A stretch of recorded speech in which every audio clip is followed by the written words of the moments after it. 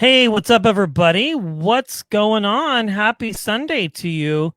Brett Allen here from the Open Mic Podcast. And we have a very special treat today. We're just waiting on him to join us. He is doing another interview, and so he will be with us momentarily. But we are chatting today with Jeffrey Bryan. He is the keyboardist for the band Survivor. He was also in the film The Karate Kid, and he has done a lot of other different things. And we will be having him join us here just shortly. He'll be with us on the show. So we're just hanging out here waiting for him. And once he comes on and he joins us, we're going to talk all things Karate Kid. We're going to talk all things Survivor.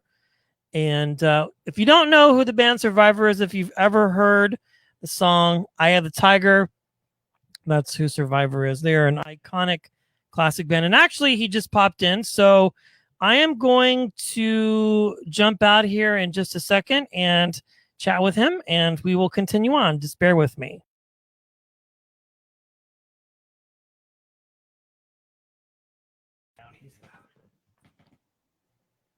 Hey, buddy, how are you? Hey, sorry about being so late, man. That's okay. Well, thanks for doing this today. I appreciate it. I'm excited to be here with you. My pleasure. This is like an honor to have you on the podcast. So we're already live. We're going to just jump right in. Oh, okay. I'm late to the party. Oh, my God. That's okay. Well, you're part of the band. However, you can do whatever you want. It's in my opinion. I don't know if they agree with that, but right. Well, you know how it is. Like, it's kind of like going to a concert. They never start on time. So yeah, that's true. Anticipation. It is right. It is right. Well, thank you, Jeffrey. Do you prefer Jeffrey or Jeff? What is your prefer? Jeffrey is fine. That's my name too. Okay. If you're lazy, Jeff. If you want to add that extra syllable, go for it. Okay. Very cool. Well, thanks for being here today. And as I was telling our audience, they're just kind of slowly coming in here, and we might get some comments. We're just going to go here and move along with this. So quarantine, obviously that has had an impact on your touring and your music and all. And we see you in the studio, so maybe we'll get some music today. That would be cool. Can you hear that? Yeah, I can. Oh boy. And you do original music and of course the band music, but what has quarantine been like for you? How has it occupied? How have you occupied your time keeping busy and stuff? It's been, a challenge.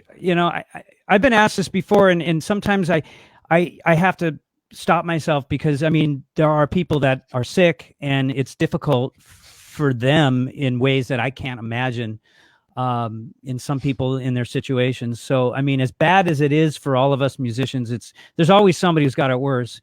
But with that said, it's difficult, when you're not able to do what is part of your fiber, playing gigs and performing and, being in front of people. I did this, 100 weeks out of 12, 50, I want to say 100 days out of the year is basically what I'm trying to say. Just most of the year I'd be performing or traveling to perform. And so it's been difficult to occupy that time, without it. So, yeah, I can imagine. So, especially someone like yourself who is part of such an iconic band. And I think I'm 46. So, from about 20 on up, I think most people know who you guys are. Obviously, Eye of the Tiger is what you're known for. That's kind of your signature tune. But you guys have a lot of other fantastic music as well. And you, of course, write your own music and have been releasing that. I've been following you on socials and you've been putting out songs and writing things. But let's kind of wind the clock back because I don't want to bury the headline here. You were also in The Karate Kid. Holy cow. Yeah. So yeah. I have a picture I was going to throw up here and now it's not letting me do it, but let's talk about how that came about for you and then your journey and how you wound up in the band Survivor, because there has to be a lot there, and I would love for you to share as much of it as you want to. Well, Karate Kid, when Karate Kid came around, I mean, I wasn't pursuing acting. I never actually pursued an acting career. I was singing. That's what I did. That's what I was planning on doing. Some people, they study piano or they study guitar. I was studying voice. I was singing. I wanted to be in a rock band. And so I was performing. I had been performing for years, so it wasn't unusual that I was in a show at the time called Too Small for Primetime Players, and it was a show on the Roxy on Sunset for kids. It was a matinee show on Sunday, and it was kind of some weird show that these producers were putting on, and it was a variety show. So I was singing and I was playing, and it was a show that was put on for kids would have birthday parties, and they'd bring them in, and that was the show. But it got kind of popular, and so they did a news segment on it, and from that, the Merv Griffin show, they wanted to do they thought it was newsworthy, so they wanted to do a segment. So they got some of the performers, me included, to go on Merv Griffin and do a song. So I mean, national television. It was really a thrill. And Merv Griffin, for those that don't know, was sort of Johnny Carson's counterpart. Yeah, there was Johnny Carson. There was, Arsenio Hall, perhaps. There was Merv Griffin, who was, anyway. Point being is I did that, and from that, an agent or a manager said I should get an agent and hook me up with an agency. And I said, but I'm not an actor. And they're like, well, you are now, So I was like, okay. And they were sending me out on movies and commercials and stuff. And, it was just something to do. And it wasn't it wasn't part of my plan. It was just, all right, I'll go with it. I was just flowing with it. And I actually booked a movie called Hot Moves, which I starred in, which was a feature film, which was before Karate Kid, even though it came out after Karate Kid. So I sometimes mix them up. But Karate Kid didn't come till toward the middle of, I want to say 83. Right around there, yeah. Yeah, and so it was supposed to be a 2-week job. I booked 2 weeks on this feature film by Columbia Pictures, and it was no big deal. A couple walk-ons. And then when I got to set, they ended up extending my contract for indefinitely. So I was actually working on the film from its inception to the end. So I had been working that whole year on Karate Kid, although you may not find me in all the scenes in which I was supposed to be in, because they had more actors and more scenes than they probably needed in the final edit. Unfortunately, there were a group of guys. If you guys remember, there was Freddy's. We call him Freddy's gang. Freddy was the kid that Daniel LaRusso, when he came to Reseda, he lived in the apartment, and he had a group of friends. They weren't karate guys. They were just dudes from school. And there was me, Israel Warby, who was Freddy, Frankie Avalon Jr., he was one of us, and Tom Fridley, who was John Travolta's nephew, and Ken Daly. So there were like 5 of us. And we didn't take part in the Cobra Kai. We weren't part of that group. So it was kind of weird. It was he had a group of kids that he knew from his house that Freddie knew. And for whatever reason, Freddie introduced him to getting his butt kicked somehow. I mean, that was his connection, But there were supposed to be bigger roles for all of us. But they're in a 90-minute movie, there isn't often time to explore that. They didn't even explore Johnny Lawrence's character in the first movie. They just he was the bully. Go with it. We didn't know why. That's why Cobra Kai is so amazing, because we're getting a chance to see who he was and why he was so mean. But that's how Karate Kid came about. And so I was I was a musician, but I became an actor. I mean, it's actually more professional as an actor than I was as a musician at that time, because no one was paying me to be a musician. They were paying me to act. So that was kind of I didn't look at it as, at the time I was young, and I looked at it as sort of a diversion to my music. Sure. And it did take up a lot of my time, going on interviews and doing things that weren't music related took its toll at that time for me. I think I kind of felt like I was losing valuable time. I felt that pressure. In retrospect, I very happy I had the experiences. Yeah, that's crazy. Just so many iconic moments. We had a viewer say Karate Kid was one of the 2 bootleg movies we had on VHS for a long time. I memorized every single word, even the drunk Miyagi song. LOL. That's classic. He'll remember you really pick fine friends to hang around with, Freddie. that was my big one. That was my big Oscar moment. Yeah, he's had enough, Johnny. I'll decide when he's had enough. And you're dead meat. You're dead meat, LaRusso. I think for me, one of the iconic scenes in that whole film is the dance where he's dressed up as the shower curtain. I actually dressed up as a shower curtain a few years ago and went to a Halloween party. And I would say probably 20% of the party attendees actually got who I was and why I was dressed the way I was. Oh, really? And the rest of them were just kind of like, I don't know. Why is Brett dressed like a shower curtain? Yeah, that's great. Yeah, I remember that. That was the Halloween party. Yeah, I remember that. It was shot at the Hughes Junior High over here. Okay. I'm in LA. It's in the Valley, San Fernando Valley. I say that because all the places we shot were like places I either went to school or I knew all my friends that went to school. It never felt like I was going anywhere to go to work. It just went back to school. And you're like, let me hop in the car. However you got to that, and you're like, it's a regular day for me. Yeah. This is like normal life. So you were in the Karate Kid, and it was an iconic moment for you, part of Americana, I think, in my opinion. And I remember seeing you, and I remember your character and that sort of thing. So you did that. Now, did you decide that when you did that, that was kind of it for you? What was the path that led you to that? You've obviously been doing music all along in between there, but what got you from there to be connected with Survivor? How did that happen for you? And how did you become a part of the band? Well, music has, obviously been part of my DNA forever. After Karate Kid, it's funny because during that year I had worked pretty much quite a bit. I mean, there were 2 feature films I was in. I did a bunch of walk-ons on some series. There were, a bunch of TV shows. I did a play.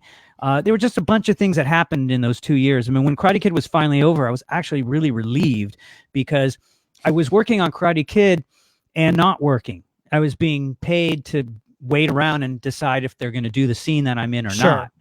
And so it was frustrating for an 18-year-old that really desperately wanted to work or get some experience. And, so it was frustrating. So when Karate Kid was over, there was sort of a sense of, well, finally I can go out on interviews and do stuff. So my agency was sending me out finally again on movies and other things, and I wasn't getting them. Which I thought I was going to be a shoo-in because I've done 2 feature films. I got this and I don't know, man, the winds changed in the 80s as they often do. Those coming to age films like Ridgemont High, Fast Times and Porky's and High School USA.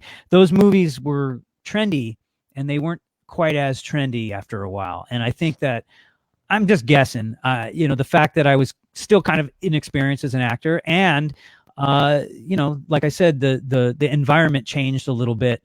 And so I started not finding myself out of work and looking at myself one day saying, well, if I'm going to be broke, I must be broke doing what I actually know how to do than try to, I'm following this path that I really wasn't, in my opinion at the time, was supposed to be on, I guess.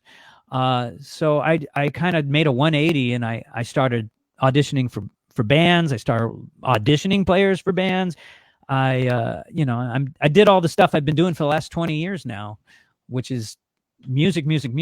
And when you ask me what led me to Survivor, I can only say a lifetime. I've been playing in LA and in various bands forever. I've played certainly every club in LA that's probably ever been, everything from the Roxy to Viper Room to the Whiskey, and even before, people remember Club Lingerie and Madame Wong's and El Centro and all the. Anyway, the point is that I was a working musician. That's what I spent my time on. I didn't meet Survivor officially until many years later, more recently actually, which is ironic considering how many connections I had with them through the years, and how many sort of near misses I had going in one door and they have maybe been going out another. So I can't tell you how Survivor found me per se. I got an email from them one day. Literally, that's usually how it works. I hope so. I guess I got an email that said one line. It said, are you interested in playing keyboards for Survivor, the band Survivor? And I looked at the email and this has got to be a joke. I mean, who sends an email with one sentence in it? So, I don't know. It was weird. So I answered back and it was their management. So, anyway, The rest is history with them, but it is. So an overnight success that's taken decades to get where you are, right? Yeah. It's all the clubs. Crazy coincidence. I know. Yeah. It's a crazy coincidence though. Well, I think that's just such a fun story and reminiscent for a lot of people who are in my audience who are in their late 20s to 40s. We grew up listening to their music and watching these iconic films, and just really a part of history, I think, that still stands to this day, with all of these other films and all these other bands that are coming out. But yet the music and just the genre, I feel, is just so special because it really is. It really is, Jeffrey. And the thing about it is like, I think a lot of, music that's out today is great, but you have bands like Survivor and Boston and Journey and REO Speedwagon, LEO, ELO. Sorry, ELO, of course, 70s. Yeah, I mean, that just like within that 20-year span, phenomenal music. But no, again, you can't beat it. It's great. You can't, and you guys have, you have yourself. You've taken on a new lead singer as of the last few years, and of course some of the or most of the original band. But I think even I was going to ask you, have you seen this documentary that I don't know if it's on Netflix, but it kind of chronicles how Queen discovered Adam Lambert and how they auditioned him? I would recommend it as a musician. I think you would enjoy it, but it's interesting how I know of it. I don't think I've seen it. Yeah, it's a great show. I would recommend it, but it kind of just documents how they went out and decided that they were ready to find somebody else, and how he sort of found them and they found him, just as in this kismet sort of way. But in any case, I love what you're doing, and I think that your music is fantastic. You have a lot of solo projects that you have worked on as well, and obviously since you're not touring right now, you probably have a lot. There's plenty of time for that. So let's talk about your music and what your writing process is and how you come up with some of the music that you have created on your own outside of Survivor. Well, I've been a singer-songwriter forever. I mean, I started in this business because I wanted to be a singer, and I realized I couldn't just sing other people's songs, so I had to learn an instrument. And I picked up the guitar and, of course, piano. And I used those instruments to help me write, and that's what I was doing. I had a brief publishing deal with A&M back in the early 90s as a staff writer. And so I've been writing songs forever and singing and performing. So it's not really unusual what I'm doing now. It's just now I have the time to finish these projects. A lot of times I'd write something and I would just go, oh, that sounds good, I'll get back to it. And I never do. So I decided, there's a bunch of songs that needed some TLC, and I had some time, and I decided what a great time to at least, sort of make lemonade out of this situation. Not performing is so weird for me because that's all I've done. I mean, since I was 18, you rehearse, you go play a gig. And then as the years went on, I'd rehearse, play a gig, go on the road. And certainly with Survivor for the last 3.5 years, you know, that's all we did was rehearse and play, you know, and gig to gig to gig. So it's kind of odd. Not that we're not playing, but in the sense that none of my bands are playing. So I can't even turn around and go to my other band and that I also play with, a band called the K-Tel All Stars. And there's a couple other bands I play with too that they're not playing either. So there's a lot of creative holes to fill here, and so that's what I'm doing. So what inspires you to write music? Like, if you're open to it here in just a couple of minutes, you know, I'd love to hear some of your music, just like a medley. You're in front of your keyboard there, if you're okay with that. And well, yeah, I also had. Yeah. Okay. Sure. Yeah. What were you going to say though? By the way. But I'm curious as to what, like, when you decide you want to sit down and write a song, like what inspires you? Who are some of your influences, and what is that creative process like for you? Well, I'm very drawn to the craft of songwriting. So and what I mean by that is even though I was too young to experience the 70s as an adult. In the 70s, I was very young.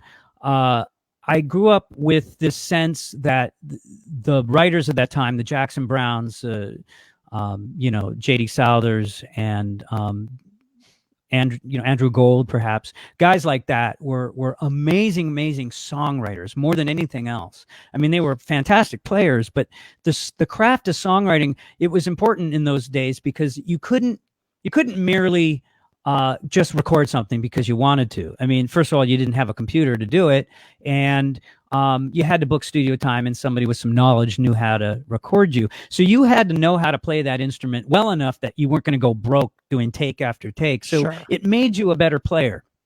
It became an important part of the writing process. Being able to play the piano or play a guitar with a moderate degree of accuracy was important to the songwriting.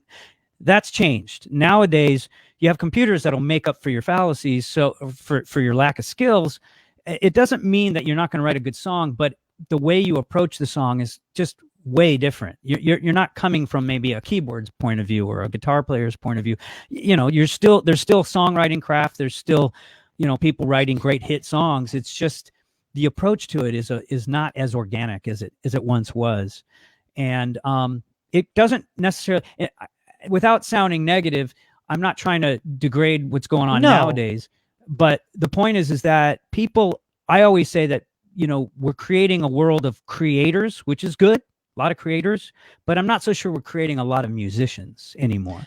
Yeah, that's an interesting point. I agree with you because in this conversation I've had with other folks like yourself, it seems like the industry has just really changed over the last 10 to 15 years, maybe even shorter than that, in regards to how you can create music and even the platforms that you can put your music out on, right? You know, as far as the days of going and as you mentioned, booking studio time, as well as hiring people out. I've heard stories of, you know, back in the day, like, let's take Survivor, for instance. You want to put a new record together, right? And they invest $50,000, $100,000 in you, and you put the record together, and then everybody at the studio throws a big steak dinner, cigars, whiskey, and then it's like, okay, now you're going to go out and tour for the next year and recoup to promote it. all of this money that we've spent on you. Right. And if you make more money on top of that, good luck. Yeah, if you were lucky enough to have a dime left. The thing is that in some ways things are more equalized now. Yeah. You know, back in those days, records were made like movie studios made movies. You know, you had a record company that funded it. It was their responsibility to make sure you had what you needed to get the record, to get the product, so they could distribute it. Your job to go out and promote it. And nowadays, it's your job to do everything. You know, you got to write it, you got to record it, you got to promote it, you've got to direct it, you got to do the whole deal. Sure. Which gives you a lot of freedom, but it also creates a lot of people that are like, well, shit, I can do that. So the marketplace is so flooded with people. And let's be honest. I mean, if you focus on something, you're going to get better at it. And there's tons of talented people, tons. There always has been. But in the older times, maybe 30 years ago, it was a little more difficult to get in that door. And the internet is sort of given people, like I said, it's been like the great equalizer. It allows people, you got a shot, if you're good at getting people to like your pages and follow you. Doesn't always create good music though. No, it does not. I will agree with you on that 100%. Well, right. I mean, with you, I don't want to sound like an old guy. I don't want to sound like, well, I mean, I don't think so. But I think, though, from your perspective, you've kind of earned the right to be able to critically look at this and go, I mean, outside of the fact that you're with this iconic band, but really having done this for 30 plus years, I get these native ads sometimes on Facebook, and it's like, we will release your song CD. I don't know. There's like all of these outlets you can get music onto streaming platforms. And gone are the days of going to record stores and buying tapes, 8 tracks, cassette tapes for those who even know what that is. And even CDs. Now it's all streaming, and maybe you'll buy an album on iTunes. So it's hard for bands to make money and to really sustain. The real big difference, I think, is that music is no longer the product. It's sort of an advertisement for the product. Sure. So here's my music for free. Stream it, download it, whatever. But it doesn't cost you anything. Come to my shows or buy my whatever. But music used to be the product. And I've said this before in other conversations is, there was a time when you would go buy a record, hopefully on vinyl or CD, but preferably on vinyl. And you'd open it up, you'd take it home, you'd open it up, you'd read the lyrics, you'd look at the pic. Oh, that's what those guys look like. That's cool. And little story, whatever. You'd put the music on a turntable and you put the needle down, you'd listen to it. It was an event. Sure. It was something you did, like watching, you bring a movie home and watch that. The smell, all of it. Yeah, the whole 9 yards. I mean, the whole experience of enjoying music is different. Music, unfortunately, now today is what we listen to while we're doing other things. Yeah. So music's is a soundtrack for everybody. It's instead of the 4-track. I made that word up, 4-track. Not a 4-track, FORE track. It's just kind of like, let me do this while I work out, or do my taxes, or whatever. Do your taxes. That's kind of weird, but yeah. Tax music, right? That would be pretty dark music, I hope. But the thing is that I'm not really trying to make a judgment, because that's not really productive. It's just that I've had my foot in both worlds. I grew up in an analog era where you had to learn how to play an instrument to get from A to B, and now you don't. And I'm very comfortable in the digital age. I mean, all my music is made, I make it here, just like everyone else. I'm a pretty technologically inclined person. So I don't feel that I've been fallen behind the times at all. I'm way ahead of that. But I'm sure there's a lot of people that are like, screw that. I'm not into that are, getting up there in age. But that's not me. But I can see it from both sides. And I can see, I don't know how nerdy we want to get, but what plugins are and of course, software. So the thing is that, we have these compressors and things and these plugins that are, relatively cheap, and they're software emulations of what these devices were in the studio. And some of these devices cost $10,000. You couldn't just go out and buy a set of them, and so it's amazing what we're able to do with software. But I don't think, certainly the younger generation probably doesn't appreciate what this software is representing, and how it got to and why it's the way it is. No.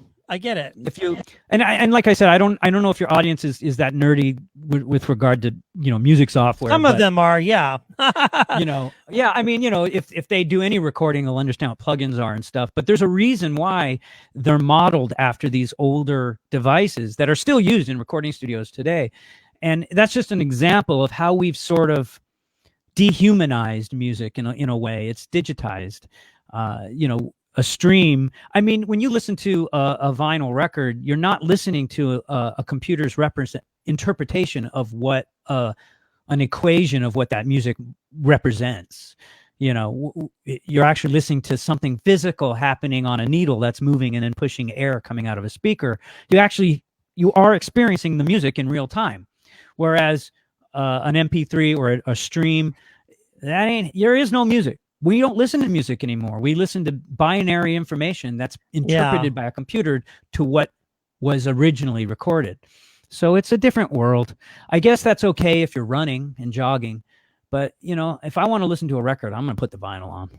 Yeah, no, I agree with you. And I mean, as podcasters who are watching this, we use plugins. I use this program called RX7 Elements, and cost me $100, and I can go in and upload audio to a podcast, and it will master and mix it for me with just a couple. It normalizes couple the audio and everything. Mixes it, gains it. I mean, it does all of it, and all I have to do, it takes me 20 minutes. Right.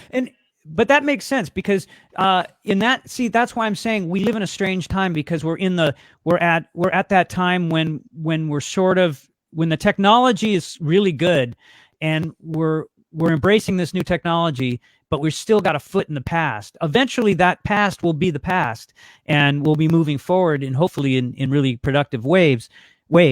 But the thing is that there are times when that technology is extremely useful and helpful. Yeah. In your case, it's a good example of that. When you're making records, though, I think a lot is lost. There's a big human element that's been removed from the music making process. And if you go listen to the top records that are supposedly streaming nowadays on Spotify and stuff, they all sound very similar, in the sense that, you're going to get your different genres, and, you're going to have different elements and things. That's never going to change. But, the music, the way it's produced, everything is squashed the same amount, the same bandwidth, and everything's, the same volume. And there's not as much dynamics in the music, generally speaking.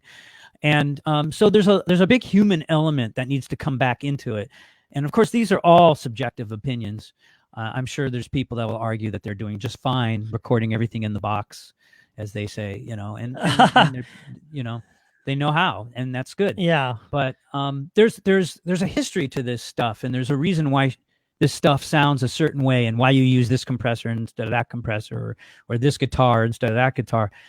Anyway, we can go on and on. I can get really nerdy about I love it. I love it. Looking back on your career, would you do anything different? Would you change anything if you had the opportunity to?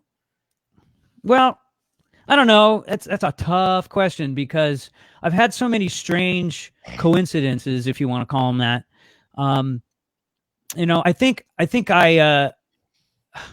I don't know. No, I don't know how people generally answer that question, because, you don't want to live in regret. Right. I think I would have maybe recorded more. I find myself, putting that off a lot. Maybe I should have had more stuff of mine that's not just written, but actually recorded. Just because I learn so much every time I record something. I learn the recording process is a never-ending learning process, but also, you learn something about songwriting every time you do it. Yeah, and there's no right or wrong answer. It's just, I know sometimes, there are missed opportunities, but for you, it doesn't sound like that's the case. And I feel like you've really maximized your opportunities, and it has led you to a place now where you're doing quite well, It's kind of cool. It's kind of cool. But I can tell you that there was a time, especially during the Karate Kid, where I didn't, and this is kind of personal, so I mean, it's honest. I wasn't that happy when I was in the Karate Kid. I mean, in retrospect, snap out of it. Are you crazy? But at that time, I was this young guy that wanted to perform, and I was being paid to stay home, and or being paid just to sit on the sidelines. And people, but yeah, but you were making money. Yeah, I was making money, but for an 18-year-old that wants to make a mark, it felt like a high price to pay. Right. I get that. And so I think my attitude may have reflected, I may have missed some opportunities that maybe I had pulled my head out of my ass when I was 18. Maybe I would have made more out of that opportunity. But what's interesting is that through the years, Karate Kid, and we had no idea this was going to happen, Karate Kid never went away. In fact, it became mythical, and now we got Cobra Kai, and the story continues. And I'm even in touch with a lot of my co-actors in the movie from the early days who I lost touch with. I'm talking to Freddie Israel, a guy named Israel Warby, who played Freddie, and Frankie Avalon Jr. I still talk to these guys, and really because of Cobra Kai, we just sort of all started to find each other again. Yeah, we Nobody had ever Sean. expected that. Yeah, we had Sean Cannon on the show a few months ago, the villain from Karate Kid 3, and he shared a lot of the same types of memories of how he was so fortunate to be a part of that iconic series. Yeah. You've had a great life, and I think it's quite admirable. And it's so fun to be here chatting with you about this. Yeah. What a lot of people don't know, maybe they do, but they haven't put it together, and it took me a while to think about it, is that when I was in Karate Kid, there was a band called Survivor that did the theme song for Karate Kid called The Moment of Truth. And at the time, I didn't think anything of it. I didn't think anything of it, It was, and what's interesting about that was no accident. No. They had The Eye of the Tiger for Rocky 3, and then they had Burning Heart for Rocky 4. But with Rocky 3, a lot of people don't know that Jerry Weintraub produced the Rocky series. He also produced the Karate Kid series, among millions of other things.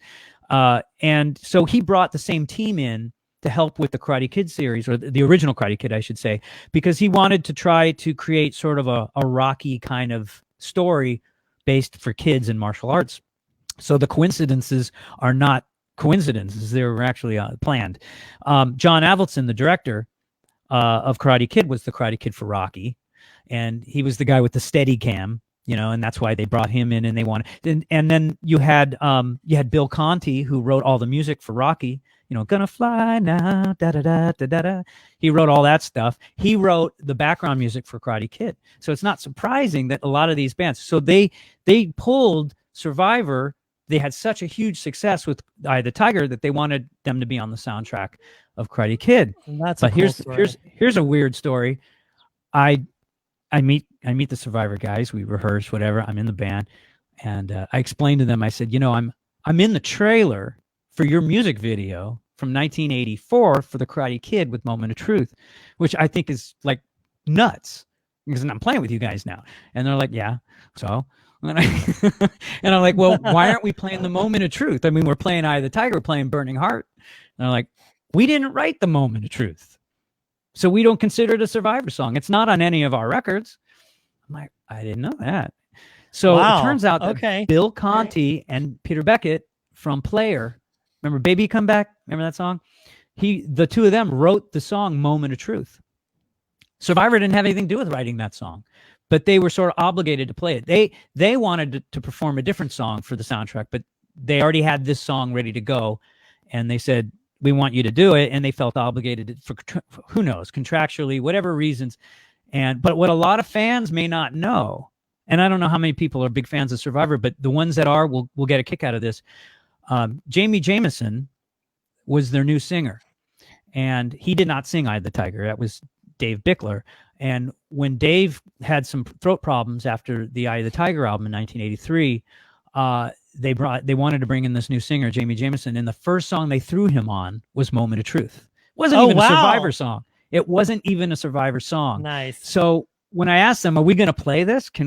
Naively, they're like, go away. No. Personally, I think it'd be cool to play a whole bunch of movie songs, but they don't consider that to be I hope that doesn't burst anyone's bubble about it. But anyway, they'll never play Moment of Truth. But I just find that to be kind of fascinating. What an interesting story. That's so cool, man. This has been one of the funnest conversations I Cool. didn't know that. Yeah. This has been a true bucket list moment for me. And I didn't know that story, but I remember the song from the film. Sure. Yeah. And that just do you remember the video? The video was they were in a Japanese garden. Yes. And Jamie was, Jimmy Jimison was playing or singing, and the band was in the background, and then they would cut to scenes from the movie. I'm in those scenes. I'm in a couple of those scenes. So by virtue of the movie, I'm in their music video, which really was just a big advertisement for the movie Karate Kid. That's what it was primarily written and used for. But kind of interesting, just how weird that connection is. I guess the big, who would have? 30 years later, crazy. I want to go back a couple of minutes. You said you had something else that you were going to share or wanted to share, and then I answered my question. I didn't want to cut that memory off for you if there was something that you wanted to talk about specifically. Oh, you mean with regard to Survivor? Is that what you meant? Yeah, well, Survivor, yeah. Oh, there's, through the years, there were all kinds of little crazy connections that I never met them, but it's almost like I should have. There was a time period when they were recording Vital Signs, which people remember, High on You, Can't Hold Back. I mean, just, amazing songs. Anyway, they were during that time period. I was in a band called The Reach, and the guitar player, Patrick Boland, was a guitar player. He was the guitar player that was in Pure Prairie League, and he played with Kim Carnes and had kind of a little career. And at the time, he knew Daryl Dragon, and Daryl Dragon was captain in Tennille. He was the captain. Daryl Dragon owned a recording studio called Rumbo Recording Studios in Canoga Park, and he was gracious enough to let us record at this, amazing recording facility, our demos for this album. He was a really amazing keyboard player, and he was a really nice guy, and we were very fortunate to let us use this multi-million-dollar facility to record our demos. Turns out it's the same recording studio that they were recording some of Vital Signs in. Wow. So who knows if they were walking out the door and I was walking in. It's another weird connection. And at rehearsal a few years ago, I was playing A Poor Man's Son, and Frankie Sullivan, who's still in the band, when original member, wrote Eye of the Tiger. He reminded me that Daryl Dragon played on that song, played on many songs on that album, which was really interesting. So, I mean, I had all these little, I never met them, but kind of could have, and it's funny because the Karate Kid, never disappeared. I mean, the movie was over, we went our separate ways, but the legacy of that movie has continued, just in the way that Survivor's music has continued. And now I find myself in that iconic band that was also connected to the Karate Kid in a strange way. And I don't know, I might be one of the only people in the world that think that's unbelievable, but no, I think it's fantastic. Well, I would love to hear some of your music. I don't want to put you on the spot. You're not a jukebox. Hey, no, can I play something? I have a recording, or a piece of a recording. This is something I just finished. Perfect. Be my guest. I'm actually going to release it in a couple weeks. I don't know how loud this is going to be, so here I go. Is that too loud? I can't hear it. Is that better? Is it clear? All I hear is you. I don't hear any other tracks or anything. Oh, you don't? Hold on.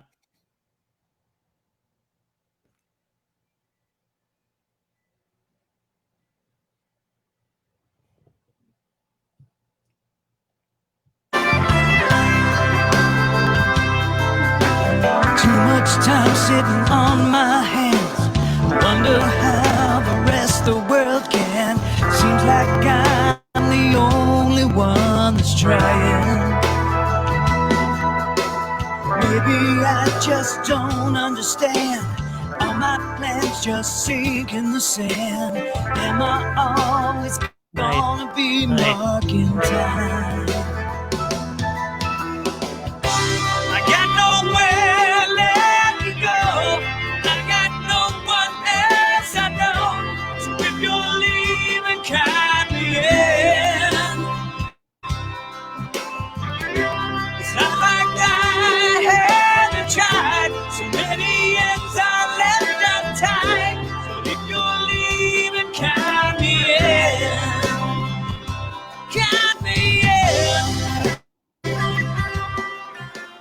Wow.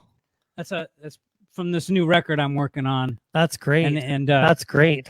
I wanted to play it because I actually just finished recording it, and it's one of the first songs from this group of material. So I figured it might be relevant. Perfect. That was awesome. That was awesome. Thank you. So that's kind of the style. I mean, I'm a pop guy. I like pop. Like I said, I kind of I kind of resonate with those songwriters from the past that created great songs. I'm not saying I'm writing great songs, but I strive to, Anyway. Yeah, I think it's great. Well, if people want to connect with you and learn more about your music and all of that, what's the best way for them to do that? The best way would obviously be my website. It's JeffreryBryanMusic.com. It's JeffreryBryan music.com. And all my social media links and everything are there, and you can see videos, and there's tons of music on that site. So awesome. Well, Jeffrey, thanks for joining me today, and we will make all these links available for people to listen and to check out. Thanks for being a part of the show and joining us on the live stream today. Thank you so much. Thank you, Brett.